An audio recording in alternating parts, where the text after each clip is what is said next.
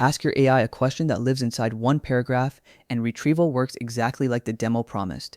Ask it what the recurring themes are across 2 years of complaints, and it falls apart. Not because the model is weak, because no single chunk of text contains that answer. Similarity search finds passages that sound like your question.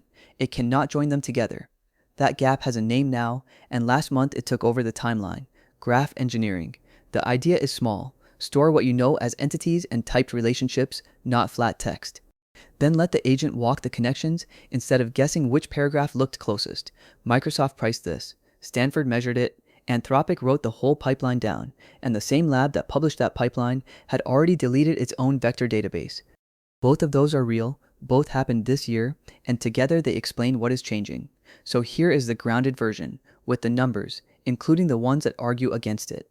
The term is about a month old. A researcher named Josh Simmons wrote that we were entering the graph engineering phase in early July.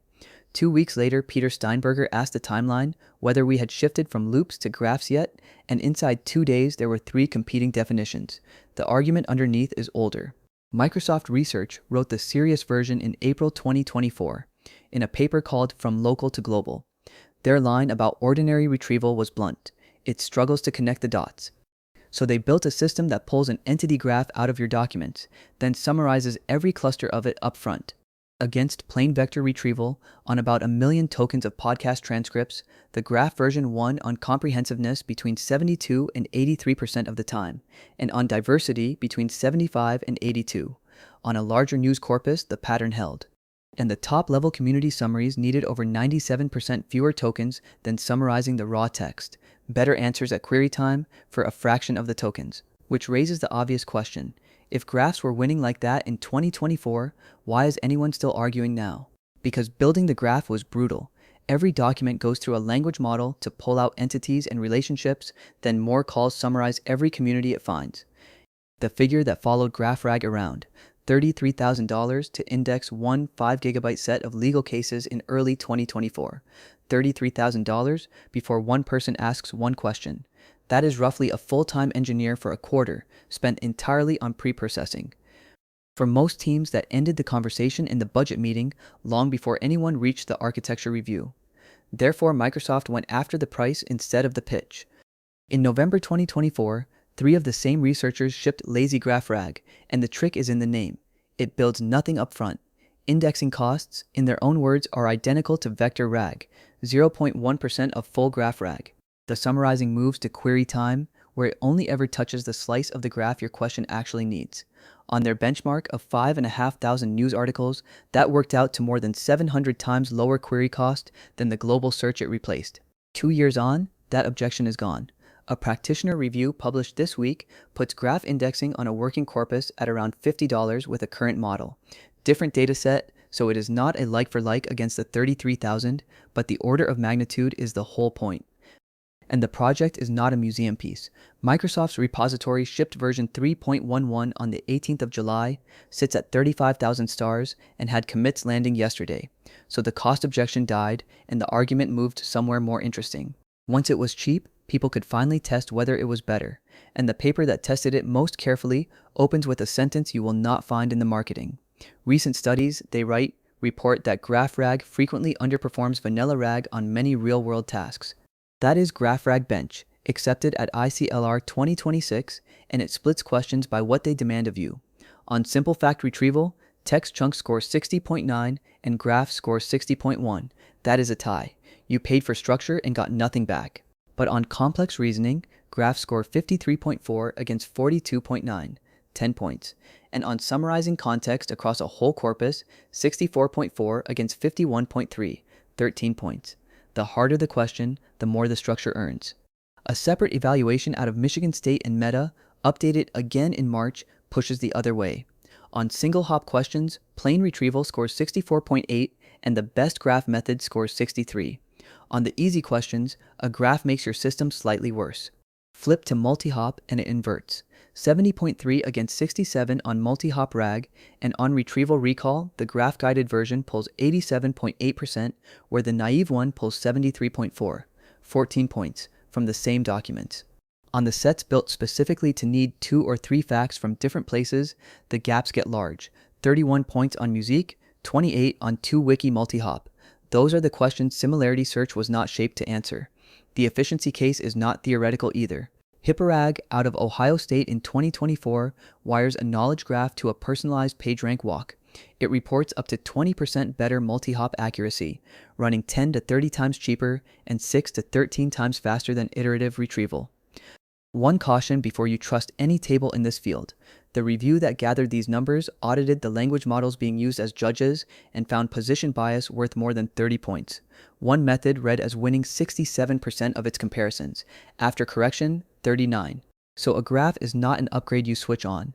It is a targeted instrument, and the entire skill is knowing which questions deserve one, which is why the interesting work this year is not the argument on the timeline. It is what 3 labs actually shipped. Stanford went after the part the framework skipped, whether the graph you extracted is any good. A team from the Stair Lab, with Toronto and Fire AI, built an extractor called KGGen and a benchmark called Mine to score how much of an article survives being turned into a graph. On that test, KGGen recovers 66% of the facts. Microsoft's GraphRAG extractor recovers 47.8%, and classical open information extraction manages 29.8%. About 18 points separate the two graph systems, working from identical text. The difference is entity resolution.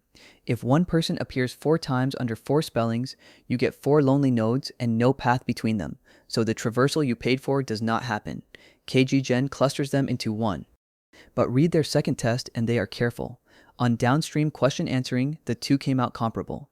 Anthropic published the 3rd piece in March as a working knowledge graph pipeline in their own cookbook.